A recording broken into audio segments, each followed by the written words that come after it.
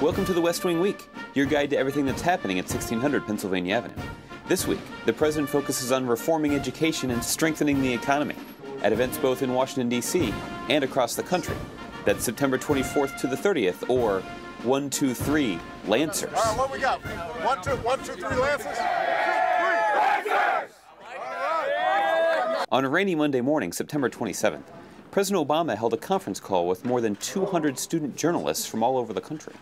He spoke about college affordability, health care for young people, and the need for an educated and competitive American workforce. We have fallen behind. In a single generation, we've fallen from 1st to 12th in college graduation rates for young adults. And if we're serious about building a stronger economy and making sure we succeed in the 21st century, then the single most important step we can take is to make sure that every young person gets the best education possible. Later that afternoon, the President met with a group of small business owners before signing the Small Business Jobs Act, a bill that will give our nation's small businesses support and incentives to help them grow and hire more workers. Entrepreneurs like you all across the country are going to help put people back to work at a time where we desperately need it. On top of the 8 tax breaks we've already passed, we're adding 8 more, which will accelerate more than $55 billion in tax relief over the next year to businesses across the country. Capital gains taxes will be completely eliminated for key investments in small businesses, driving capital to as many as 1 million small firms across America. In the evening, the President loaded up Air Force One to depart for Albuquerque, New Mexico, the first stop in a 3-day swing from the American Southwest through the heartland. High five. High five, Dave. That's what I'm talking about. On Tuesday, September 28th, the President met with the Cavalier family at their Albuquerque home before hosting a backyard discussion with neighbors and families through the area. We're going to be able to talk about all kinds of things with the group, but I want to spend a little time at the front end talking about education. I've been in education for a long time, worked about 15, 20 different schools. Right. And I really see what we're doing right now. We've incorporated a lot of strategies that, that promote success for kids. The President explained how our country's economic success depends on how well we educate our students. He also discussed how the newly released Republican platform calls for massive cuts to education spending in order to pay for a $700 billion extension of tax breaks for millionaires.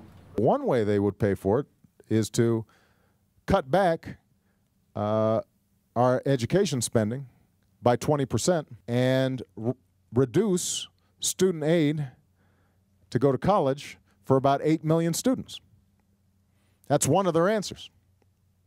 And I just have to say, look, China, that's not the decision they're making about their education system and their kids. South Korea, that's not the decision that they're making about their kids.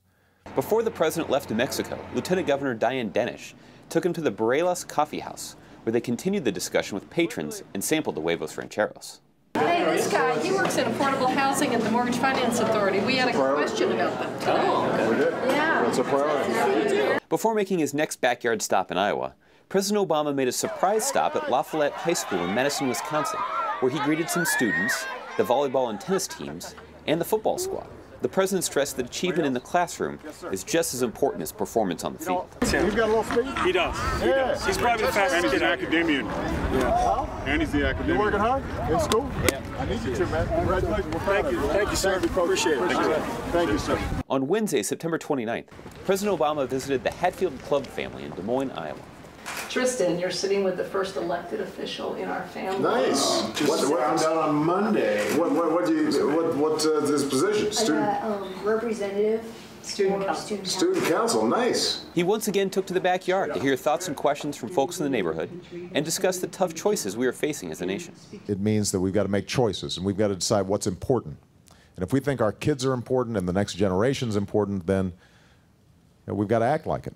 We can't pretend that we can cut our taxes, completely have all the benefits that we want, and balance the budget, and not make any tough choices.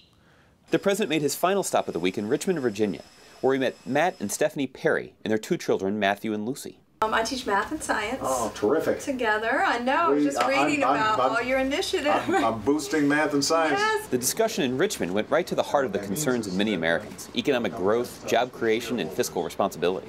Now, I'm not a math teacher, but I know a little bit about math. they're proposing about $4 trillion worth of tax cuts. About $700 billion of those tax cuts are for people who typically are millionaires and billionaires and on average would get $100,000 in tax relief. $700 billion that we don't have, we'd have to borrow in order to provide these tax cuts. And 98% of Americans wouldn't see any benefit from it. To find out more information on any of these topics or to see complete videos of these events, go to whitehouse.gov. And thanks again for checking out your West Wing Week. You couldn't beat me now, and I'm 50. You can't Don't talk trash around me now. Oh, come on.